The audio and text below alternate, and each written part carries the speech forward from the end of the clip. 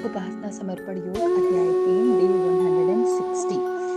पीछे जो हमने विषय कंप्लीट किया वो बहुत सुंदर था। उसका पूरा सार ये था कि हर दिन नया जन्म, हर रात नई मौत।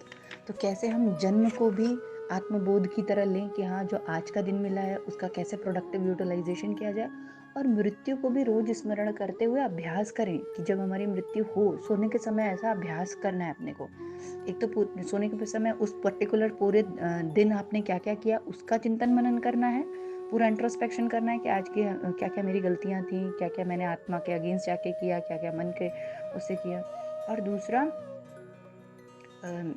सोने के समय ऐसी भी भावनाएं करनी है कि हाँ, अब मेरी चेतना जा रही है अपने परम धाम को। अब परम धाम आपका जो भी इष्ट है उनके धाम को। ऐसा रोज अभ्यास करना है सोने के समय। ऐसा निरंतर अभ्यास करने से अच्छी मृत्यु होती है। और मृत्यु तो अवश्यंभावी है, सबको जाना ही है, पर अगर प्लान तरीके से, सही तरीके से, अभ्यासरत तरीके से मृत्यु होती है तो बढ़िया रहता है। ठीक है, आज इसी में नया विषय अध्याय 3 का ही है कि आत्मदेव की परिष्कृति से पात्रता की प्राप्ति। जब अपन आत्मदेव को परिष्कृत कर लेते हैं तो हमें पात्रता की प्राप्ति होती है। आत्मिक प्रकृति की साधना में कई प्रकार के कठोर नियम पालन करने पड़ते हैं। व्रत, उपवास, ब्रह्मचर्य जैसी तितिक्षाओं से शरीर को इस योग बनाया जाता है कि वह कठिनाइयां सहने का अभ्यस्त तथा तज्जनित गर्मी से सुदृढ़ होने का अवसर प्राप्त करे। देखिए, विषय का नाम ही है कि आत्मदेव की परिष्कृति से पात्रता की प्राप्ति। पात्रता क्या होती है, सबसे पहले तो ये समझना पड़ेगा। और पात्रता की ज़रूरत क्या है? ज़रूरत ये है कि अगर हमको अपने अंदर उस देवत्व को जगाना है, उन परमपिता परमेश्वर को प्रकट करना है जो ऑलरेडी है, तो उसके लिए हमको एक सुपात्र बनना पड़ेगा, एक अच्छा इंस्ट्रूमेंट बनना पड़ेगा। पर अभी कैसा है? अभी हमारा इंस्ट्रूमेंट कैसा है? अभी हमारा इंस्ट्रूमेंट बढ़िया नहीं है। अभी उसमें छेद है, अभी उसमें कषाय कल्मश हैं। तो जो परम शक्ति है वो अंदर रहते हुए भी दिखती नहीं है। ऐसा नहीं है कि है नहीं। विवेकानंद जी कहते थे कि सब लोग डिवाइन सोल है और सबके अंदर पोटेंशियल है डिविनिटी को प्राप्त करने का, एकदम इक्वल पोटेंशियल। जितना मेरे अंदर उतना एक छोटे बच्चे के अंदर, सबके, स्त्री पुरुष ये तो ऊपर से है सारी चीजें। तो लेकिन जो आत्मदेव की परिष्कृति करेगा वही पात्रता की प्राप्ति कर पाएगा। पात्र मतलब फिर जब हम वो कंटेनर बन पाएंगे क्योंकि जिसमें वो ब्रह्म प्रकट हो सके, वो ऑलरेडी है, वो बस रिफ्लेक्ट हो सके। उसके लिए क्या करना पड़ेगा? आत्मदेव को परिष्कृत करना पड़ेगा। परिष्कृत का अर्थ होता है रिफाइन करना। रिफाइन का अर्थ होता है कि कोई भी चीज जिसके ऊपर कषाय कलमश पड़ गए हैं, खराब हो गया है, ठीक से नहीं है, गंदगी चढ़ गई है, मटमैला हो गया है, उसको साफ सूफ करना। तो क्या कह रहे हैं कि आत्मिक प्रकृति की साधना में कई बार क्या करना पड़ता है? कठोर नियम के पालन करने पड़ते हैं। व्रत, उपवास, ब्रह्मचर्य जैसी तितिक्षाओं से शरीर को अच्छा बनाना पड़ता है। तो इस तरीके से सहने से क्या होता है? गर्मी से कठिनाई सहने का अभ्यास तथा तज्जनित गर्मी से सुदृढ़ होने का अवसर प्राप्त होता है।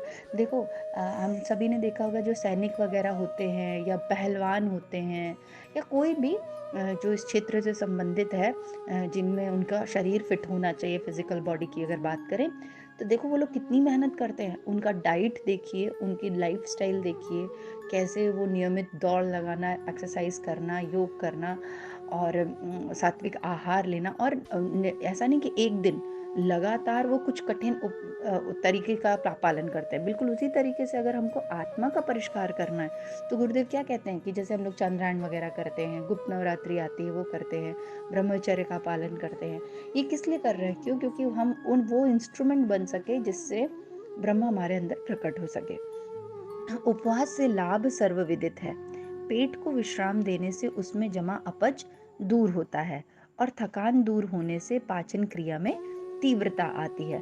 ये उपवास का तो बहुत अच्छा विज्ञान ही यही है कि पहले के ज़माने में क्या होता था, हम सभी को पता होगा, जब भी कोई रोग होता था ना तो वैद्य जी सबसे पहले उस रोगी का फूड बंद कर देते थे, एकदम उसको लाइट फूड पे ले आते थे। और आज भी हम लोग देखिए, जब कुछ बीमारी वगैरह होता है तो सबसे पहले खाना हल्के की बात करी जाती है। ठीक है, खाना हल्का का क्या अर्थ होता है कि अगर हम अपने सिस्टम को ब्रेक दें एक निश्चित समय और निश्चित टेक्निक से, एकदम सिस्टमेटिक तरीके से, तो वो क्या करता है कि पुराना जो कचरा जमा हुआ है अपच के कारण ना, कई बार हम सब जितना खा रहे हैं वो सारी चीजें थोड़ी पच रही हैं, वो कहीं कहीं कहीं कहीं जाके अपच होकर इकट्ठी हुई हैं।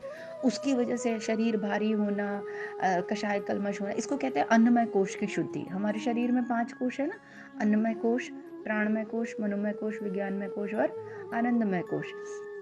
तो इन पांचों शरीरों में जो सबसे पहला है अन्नमय कोश, उससे हमारा स्थूल शरीर क्रिएट होता है।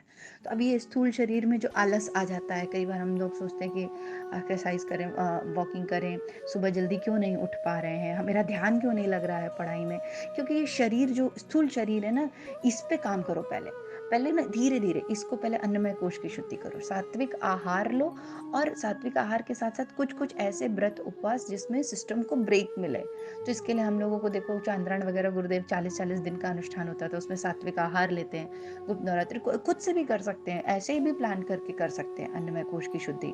मान लीजिए आप कोई स्पेशल व्रत नहीं भी कर रहे हैं और आपने भी सिर्फ इतना ही निर्धारण किया कि अच्छा चलो शुरू में हम सिर्फ अन्नमय कोश की शुद्धि की बात करते हैं, तो हम साथ ऐसे ही नॉर्मल रूटीन में ही हम इतने 40 डेज तक हम सात्विक आहार और हल्का भोजन ही लेंगे, और जितनी डाइट है उससे थोड़ा सा कम ही लेंगे। तो इससे क्या होता है, पेट को विश्राम मिलता है और थकान दूर होने से पाचन क्रिया में तीव्रता आती है। प्राकृतिक चिकित्सा पद्धति में रोग निवृत्ति का प्रधान उपाय उपवास को माना गया है। हाँ देखो, जो हम लोग प्राकृतिक यानी हमारी जो आयुर्वेदिक चीजें हैं, चिकित्सा पद्धति है, उसमें हम लोग की रोग निवृत्ति का प्रधान उपाय क्या है, उपवास। उदर शोधन के अतिरिक्त उपवास का विशेष लाभ यह है कि उससे मनोविकार का शमन होने लगता है। हाँ ये भी बिल्कुल सही बात है, जैसा गुरुदेव कहते थे, जैसा खाए अन्न वैसा बने मन। तो हमारे मन की जो विचलन है, जो उतार चढ़ाव है, उसका सीधा सीधा संबंध हमारे भोजन से होता है। और हम सभी ने महसूस किया होगा, जब कभी खूब हैवी खाना खा लो, खूब मसाला वाला और खूब तेल वाला और बहुत हैवी सा हो, आपका शरीर देखो कैसा, ऐसा लगेगा कि सोई ही रहो, उठने का मन नहीं करेगा, भारी भारी सा हुआ रहेगा। और वैसे ही मन की दशा भी हो जाएगी। जैसे कई लोग कहते हैं, जो लोग बहुत ज़्यादा ये सब तामसिक प्रवृत्ति का भोजन करते हैं, तमस वाला भरा भोजन करते हैं, उनको क्रोध बहुत आता होगा, या उनकी मनस्थिति बहुत डेली हिली हुई सी रहती होगी, उनके अंदर कोई संयम नहीं होगा, कोई कंट्रोल नहीं होगा अपने मन पर। तो यहाँ पे गुरुदेव यही कह रहे हैं कि प्राकृतिक चिकित्सा पद्धति में भी जो है रोग निवृत्ति के लिए उपवास को माना गया है। और उदर शोधन के अतिरिक्त उपवास का विशेष लाभ यह है कि उससे मनोविकार का भी शयन होता है। दो उपवास के क्या क्या लाभ हो गए, दो लाभ हो गए। एक तो उदर शोधन, उदर शोधन मतलब अन्नमय कोश की शुद्धि, क्योंकि जब हम सिस्टम को ब्रेक देते हैं, हल्का देते हैं, तो सिस्टम की जो एनर्जी है या जो पावर है, वो अब जो पुराना अपच वाला था उसको डाइजेस्ट करके ठीक करने में यूज कर लेता है। और अभी जो हम दे रहे हैं, अब उसको लाइट फूड दे रहे हैं, तो अभी उसकी एनर्जी वो हो रही है ना, बच रही है ना, तो इसकी वजह से वो अब उसको टाइम मिलता है, ब्रेक मिलता है कि वो हमारे अन्नमय कोश को शुद्ध कर सके। आगे गुरुदेव कहते हैं कि जो शक्ति पाचन में लगती है वह यदि बच सके तो उसका उपयोग मन के अपच को, विचार विकृति को दूर करने में लग सकता है। हाँ देखो, यही बताया ना कि हमारी एक्चुअली हम लोग इतना हैवी खाना खा लेते हैं कि पूरी जो एनर्जी है वो खाना डाइजेस्ट करने में ही निकल चली जाती है। तो अगर हम उस एनर्जी को कलेक्ट करके रख सकें, रोक सकें, तो वो एनर्जी कहाँ काम आएगी, एक तो जो अपच से गंदगी हो गई थी वो ठीक करने में आएगी, और विचारों की विकृति को भी ये इसमें कहा जाता था। चंद्रायण वगैरह का जब अपन व्रत करते थे तो बहुत सुंदर बात कही जाती थी कि 40 दिन तक हम लोग इतना हल्का और सात्विक आहार करते हैं, चंद्रमा की कलाओं के अनुसार घटती बढ़ती, या जिसने जो भी निर्धारण किया, तो उससे क्या होगा, इससे कैसे हमारी आत्मिक प्रगति का इससे क्या संबंध है, उसका ये संबंध है कि जब जो हमारे पेट में जठराग्नि होती है, जठराग्नि कहते हैं भोजन पचाने के लिए हमारे पेट में एक अग्नि होती है विशेष प्रकार की, उससे हमारा भोजन पचता है। तो जब उस जठराग्नि को भोजन नहीं मिलता पचाने के लिए, तो वो जठराग्नि क्या पचाने लग जाती है, फिर हमारे विचारों को, विकारों को, वो विकारों को पूरा जला देती है जो जठराग्नि रहती है। अब उसको भोजन थोड़ा ही मिल रहा है पचाने के लिए, तो वो थोड़ा थोड़ा पचा के उसके बाद जितनी एनर्जी बची उससे उसने आत्मिक जो अंदर की कषाय कल्मष थे उसको जलाना शुरू कर दिया।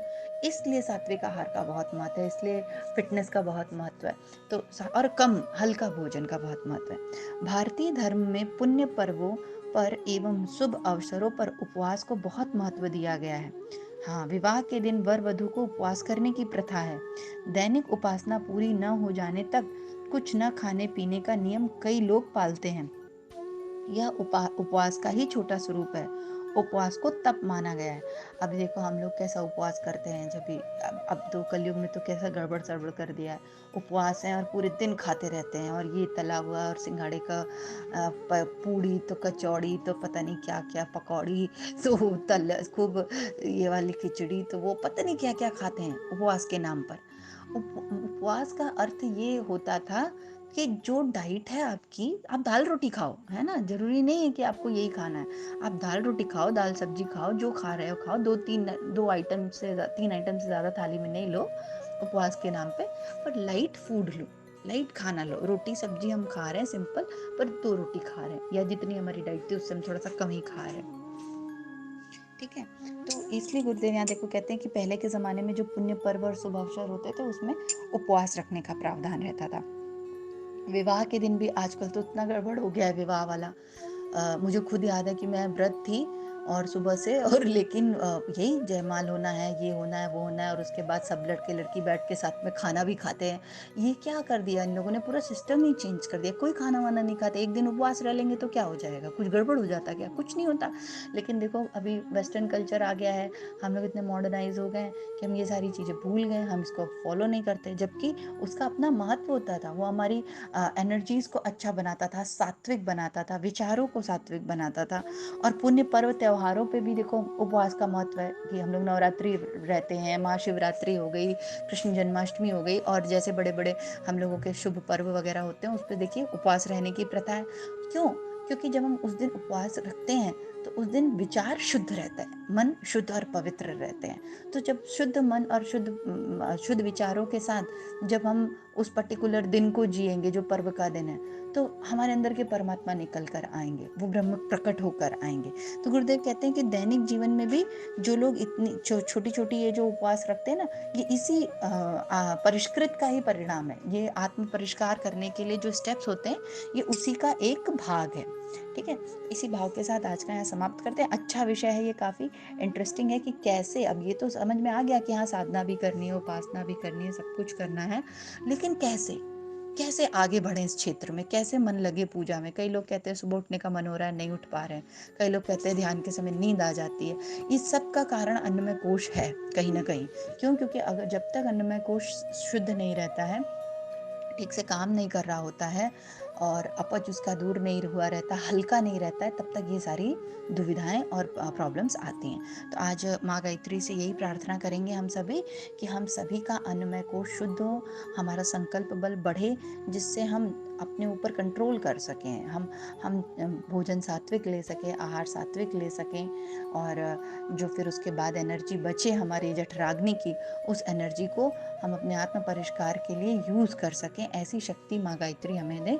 इसी भाव के साथ कमर सीधी, दोनों हाथ गोदी में, भावना करें सविता देवता का तेज प्रकाश हमारे अंदर उतरता हुआ और हमारे संकल्प और मनोबल को बढ़ाता हुआ, जिससे हम स्वयं के अन्नमय कोश की शुद्धि कर सकें।